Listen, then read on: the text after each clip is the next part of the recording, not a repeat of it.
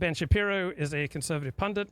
I expect Ben Shapiro to issue a torrent of words taking the most conservative position possible. I don't expect him to know what he's talking about. I don't expect scholarship. I do expect him to fulfill his audience's need for what feels like a profound conservative opinion. Right? I expect Crystal Light Classic Orange to taste a certain way, and it never lets me down. Right? People are more complicated than drinks, but once I put people in their correct genre, right, then they are less likely to let me down. I don't expect rabbis to be physicists or biologists. I don't expect accountants to be public stand-up comics. Right? I don't expect the homeless to be Shakespeare scholars.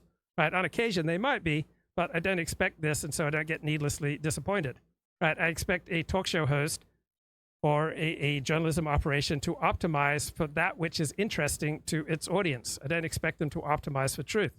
Right? Sports talk show host Colin Cowherd said, "There's no money in being right. All the money is in being interesting." I don't expect rabbis to be more moral than plumbers with their average level of IQ. I don't expect Orthodox Jews to be more moral than secular Jews. I don't expect conservatives to be more moral than liberals, because I believe these theories are fairly aligned with reality. It makes me happier and more effective in life. So what should I expect from the news? I expect to learn about the passage of bureaucratically recognized events through administrative procedures. When we look at weather reports, that is news that is filtered down from government bureaucracies. Now, the better the quality of the news, the more it vets the reports of bureaucracies. So during the run-up to the Iraq invasion in 2003, the Bush administration pushed the narrative that Iraq had weapons of mass destruction, and the mainstream news media largely went along with this. Aside from Knight Ridder, overwhelmingly, journalists did not do their due diligence with regard to these claims. Why not? Because it was hard to vet these claims, and it was unpopular.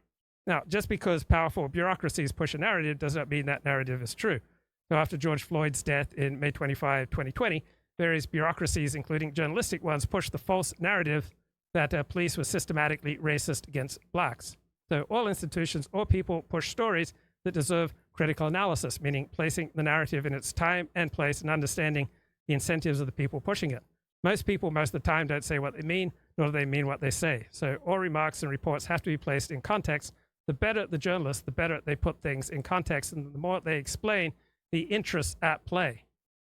So when I read the news, I expect to get information that primarily comes from bureaucracies and members of those bureaucracies who have clashing interests. Sometimes the information is true, sometimes it is entirely false. And we can't expect journalists to adequately vet this information on the fly. Right? Most of the time, journalists get used by those with an agenda.